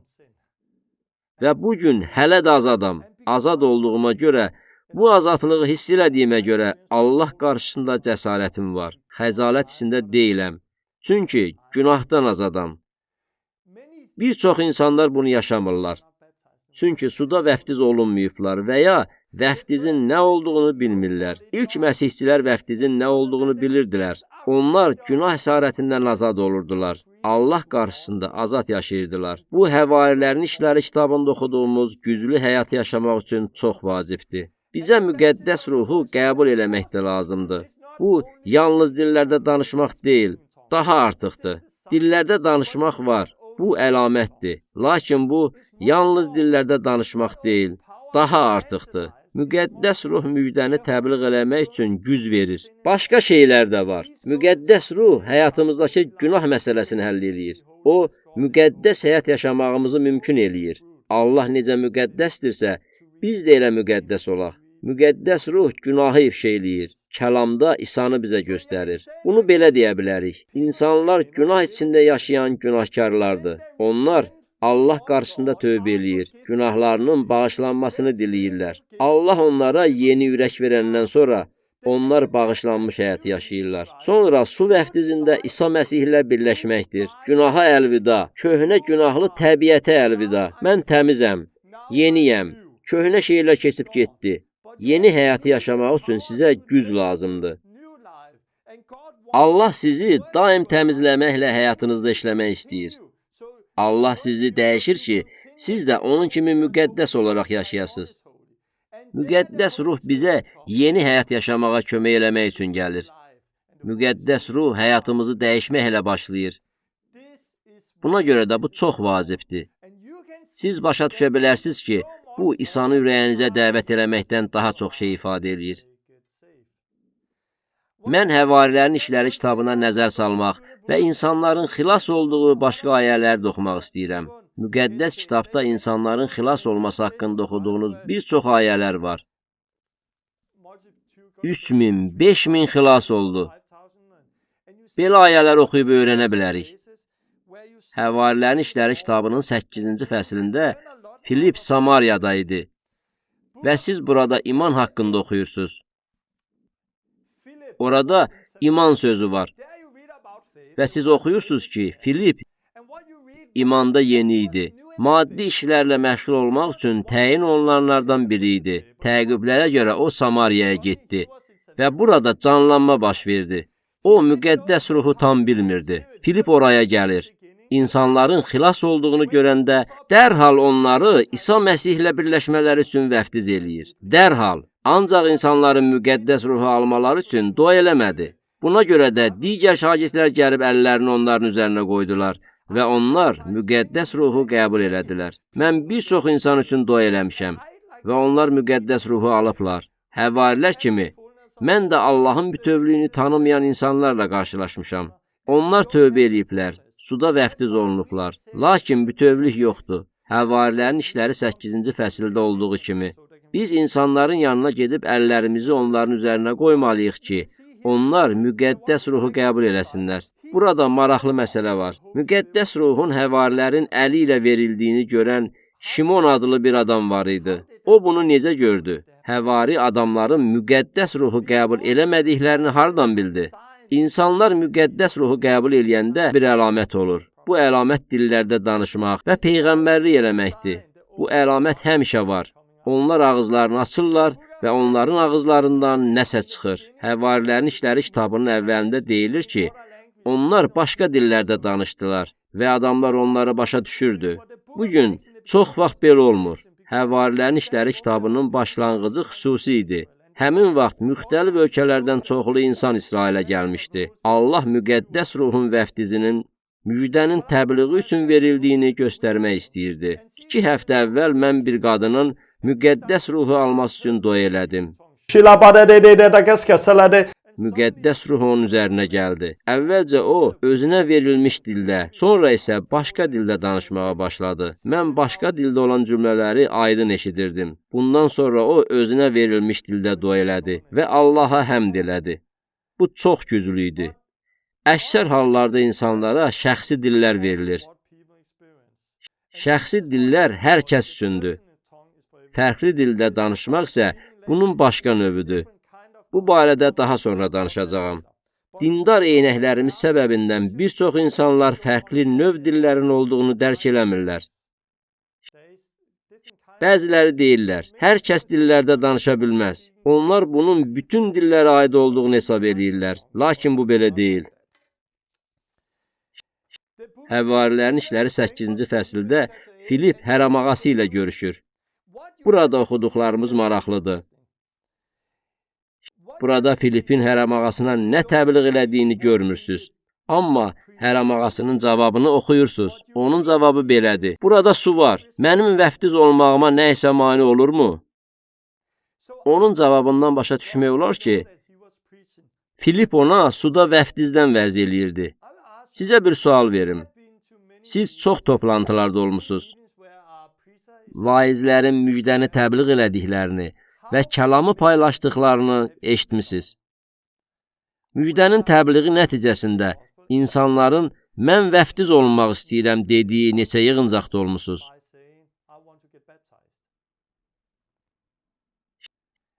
İnsanların çoxu həqiqi müjdənin təbliğini heç vaxt eşitməyiblər.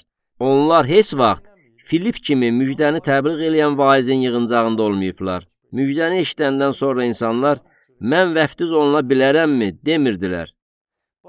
Həvarilərin işləri kitabında isə müjdəni elə təbliğ edirdilər ki, sonra insanlar deyirdilər, mən vəftiz oluna bilərəmmi?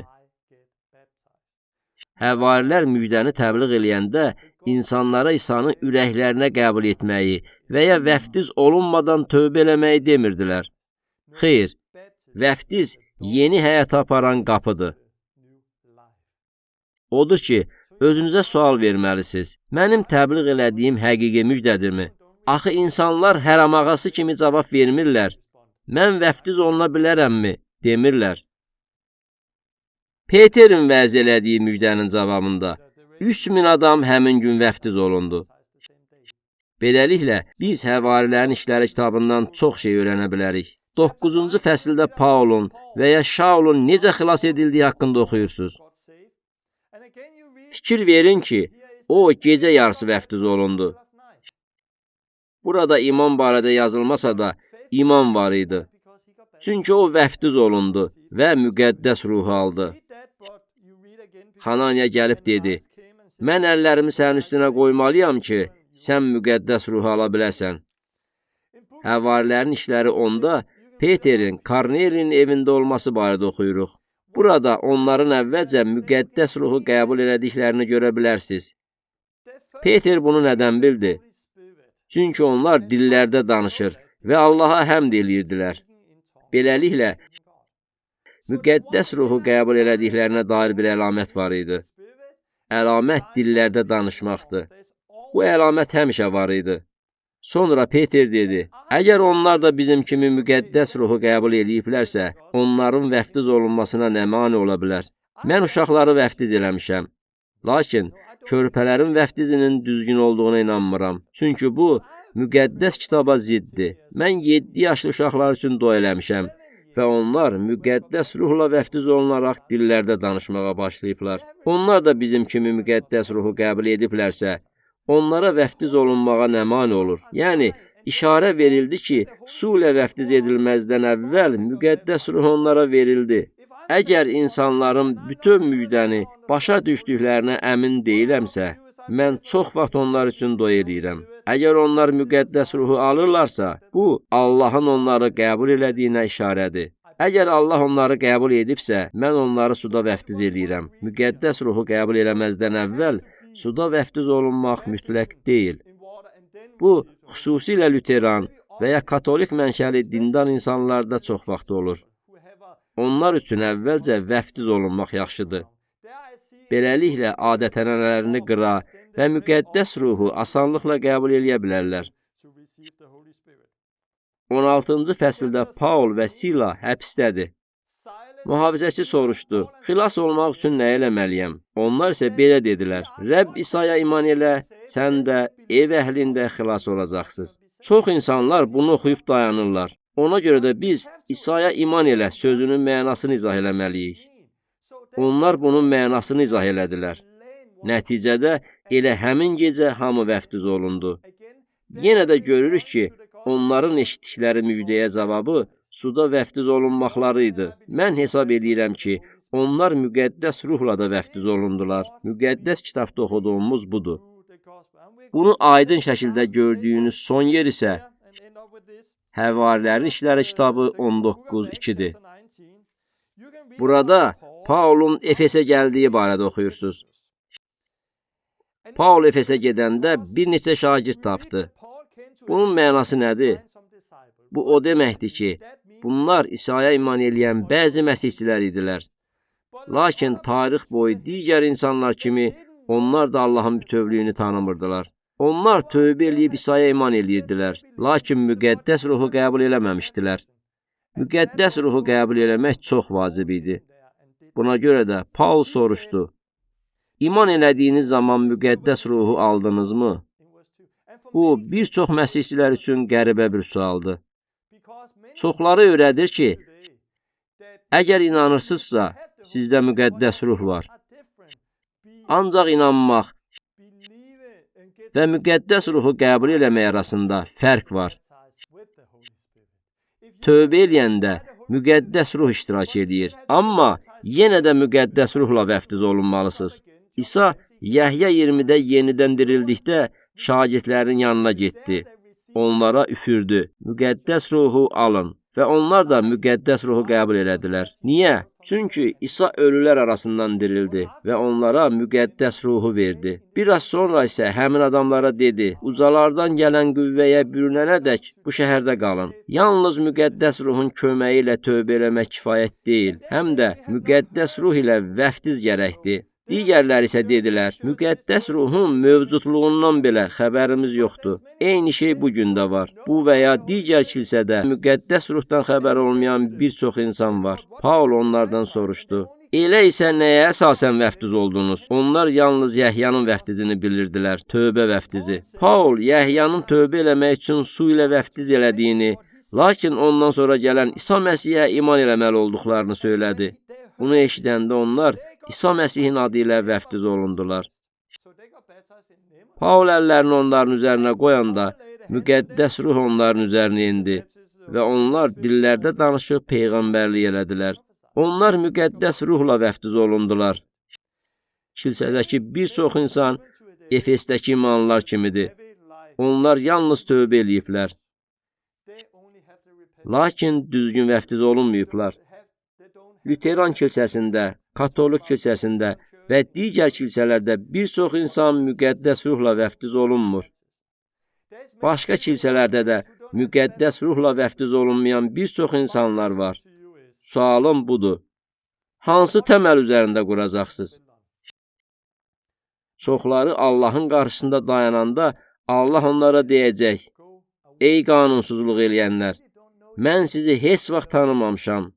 Məndən uzaq olun. Siz İsa'nın qarşısında dayanacaqsınız. Lüterin, Vəftizçi Yəhyanın, Metodistlərin, Wesley qardaşların qarşısında dayanmayacaqsınız.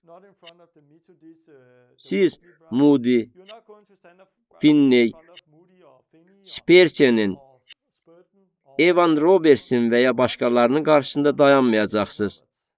Siz İsa'nın qarşısında dayanacaqsınız. Həyatınızı hansı təməl üzərində qurursunuz? Siz dini qutulardakı təməl üzərində qurursunuz, yoxsa Allahın kəlamı üzərində qurursunuz? Arxamdakı dini qutuların hər birində olan çoxları üçün kəlam üzərində qurmaq olduqca çətindir. Onlar həqiqəti bilir, lakin həqiqətə riayət eləməkdən qorxurlar. Çünki həqiqətə riayət eləsələr vəzifələrini, dostlarını, ailələrini itirə bilərlər. Bəzi pastorlar isə iş yerlərini itirə bilərlər. Buna görə də aldanıblar. Onlar Allahın kəlamından çox sistemə güvənirlər. Siz qərar verməlisiniz. Rəbbiniz kim olacaq? Romalılara 19-da deyilir. İsa'nın Rəbb olduğunu dilinlə iqrar elə.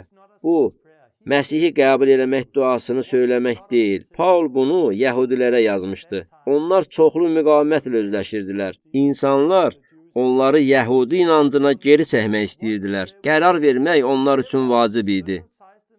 Onlar sünnət olunub qayıtmaq istəyirdilər, yoxsa edam olunmağa razı idilər. Buna görə də Paul yazdı. İsa'nın Rəbb olduğunu dilinlə iqrar elə. Bunun qiyməti çox bahadır. Həyatınızı qurban vermək lazımdır. Hər şeyi qurban vermək lazımdır. İsa'nın Rəbb olduğunu dilinlə iqrar edirsənsə, onun dediyini icra edirsənsə, xilas olacaqsan. İsa'nın Rəbb olduğunu iqrar etməlisən. Ətrafdakı insanların nə deyəcəkləri əhəmiyyətli deyil. Sistemin nə deyəcəyi əhəmiyyətli deyil. Sən İsa'nı Rəbb olaraq etiraf eləməlisən. Sən günahlarından tövbə eləməlisən. Suda vəftiz olunmalısan. Bunu şəxsi inamınla eləməlisən. Vəftiz budur. Suyun altına getmək deməkdir. Vəftizin mənası su səpmək deyil. Bu vəftiz deyil. Həm də müqəddəs ruhu qəbul eləməlisiniz. Onu qəbul elədiyinizə dair həmişə bir əlamət olacaq. Mən müqəddəs ruhu qəbul eləyib, ruhla dolan adamlar görmüşəm. Lakin dini eynəklərinə görə onlar dillərdə danışa bilmirlər. Onlar müqəddəs ruhun necə işlədiyini başa düşməlidirlər. Daha sonra onlar artıq sahib olduqları ənamdan istifadə eləməlidirlər. Müqəddəs ruh haqqında dərsdə bu haqda danışacağam.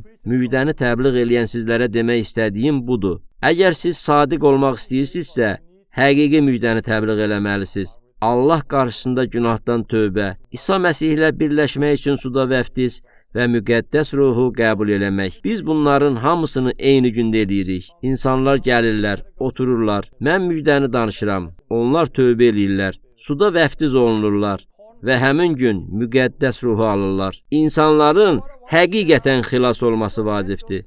İndi əgər sizdə bunlar yoxdursa, bunları alın. Sizi vəftiz eləyə biləcək bir kəsi tapın. Sizin üçün dua eləyə biləcək bir kəsi tapın ki, müqəddəs ruhu qəbul edə biləsiniz. Bu, adətən müqəddəs ruha sahib olan digər insanların əl qoymaları ilə baş verir. Siz özünüz də dua eləyib, müqəddəs ruhu qəbul eləyə bilərsiniz. Bu vacibdir. Bu sizə lazımdır. Həqiqi müjdəni təbliğ eləməyiniz vacibdir. Növbəti dəfə tövbədən danışacağam.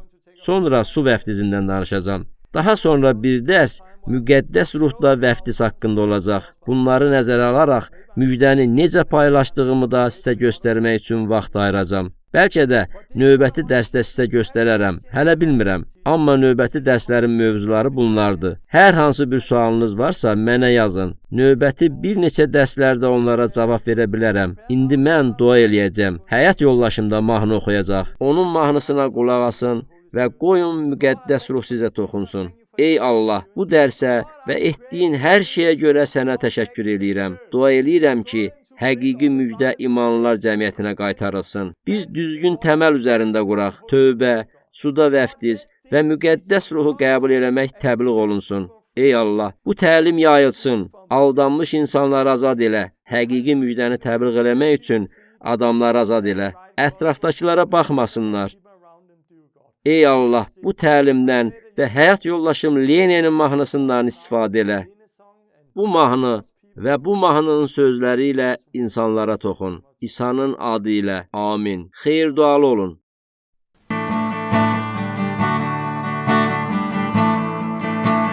Jesus, Lamb of God, who took our sin and shame. Jesus, Lamb of God, who took my sin and shame. You died instead of me. You took that punishment that belonged to me. You took my sickness at the cross. At the cross you took my suffering. Jesus, Lamb of God, who took all sin and shame. Jesus, Lamb of God,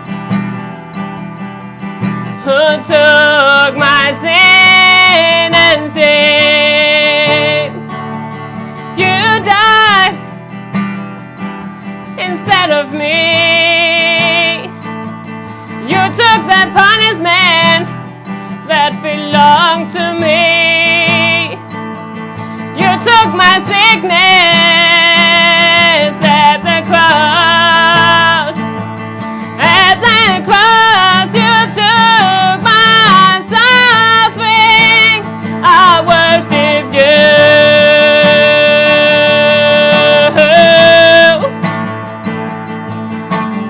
Jesus, you gained a final victory.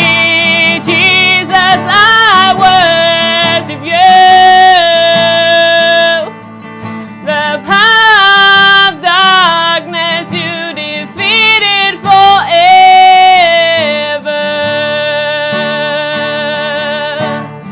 Jesus, thank you, Jesus.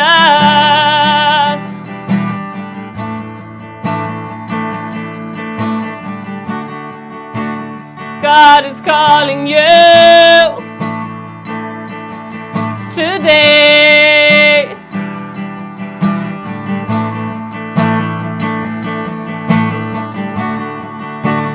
Give your life to Him.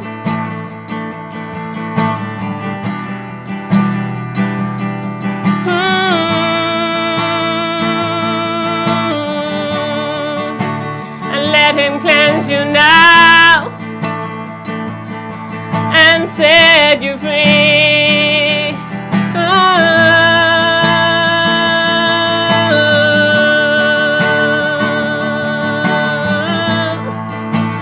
Then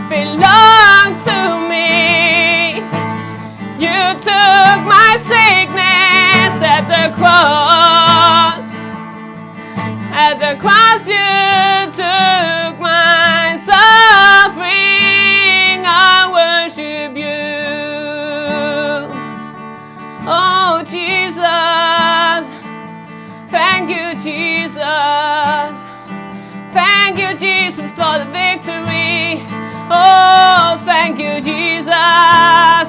Oh, my Lord, my Savior, my Redeemer, my healer, my provider.